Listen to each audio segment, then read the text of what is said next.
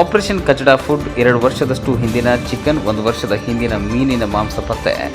ಮಶ್ರೂಮ್ನಲ್ಲಿ fungus ಬಂದಿದ್ದು, ಪನ್ನೀರ್ನಲ್ಲಿ ಜಿರಳೆ ಇತ್ತು. ಅಧಿಕಾರಿಗಳ ಮಾಹಿತಿ. ಸಿಲಿಕಾನ್ ಸಿಟಿಯ 5 ಸ್ಟಾರ್, 3 ಸ್ಟಾರ್ ಹೋಟೆಲ್ಗಳ ಮೇಲೆ ಆಹಾರ ಸುರಕ್ಷತಾ ಅಧಿಕಾರಿಗಳ ದಾಳಿ ಮುಂದುವರೆದಿದೆ. ನಿನ್ನೆ ರಾತ್ರಿ ಕೂಡ ಅನೇಕ ಹೋಟೆಲ್ಗಳ ಮೇಲೆ ದಾಳಿ ಮಾಡಿ ಅವಧಿ ಮೀರಿದ ಆಹಾರ ಪದಾರ್ಥಗಳನ್ನು ಅಧಿಕಾರಿಗಳು ವಶಕ್ಕೆ ಪಡೆದಿದ್ದಾರೆ.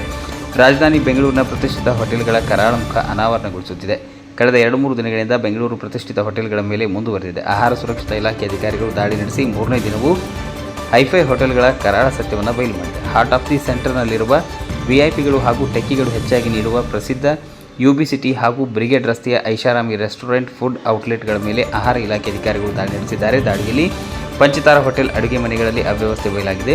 ಪ್ರಸಿದ್ಧ UB ಸಿಟಿ ಹಾಗೂ ಬ್ರಿಗೇಡ್ ರಸ್ತೆಯ ಐಷಾರಾಮಿ ರೆಸ್ಟೋರೆಂಟ್ಗಳಲ್ಲಿ ಆಹಾರ ಪ್ರಿಯರ ಜೀವದ ಜೊತೆ ಚೆಲ್ಲಾಟವಾಡುತ್ತಿರುವ ಪ್ರಕರಣಗಳು ಬೆಳಕಿಗೆ ಬಂದಿದ್ದು, ಆಹಾರ ಸುರಕ್ಷತಾ ಮತ್ತು ಗುಣಮಟ್ಟ ಪ್ರಾಧಿಕಾರ ಅಧಿಕಾರಿಗಳು ಸತತ 3ನೇ ದಿನ ನಡೆಸಿದ ಭರ್ಜರಿ ಕಾರ್ಯಾಚರಣೆಯಲ್ಲಿ ಕೊಳೆತ ಮಾಂಸ ಹಾಗೂ ಅಪಾಯಕಾರಿ ಆಹಾರ ಪದಾರ್ಥಗಳು ಪತ್ತೆಯಾಗಿವೆ.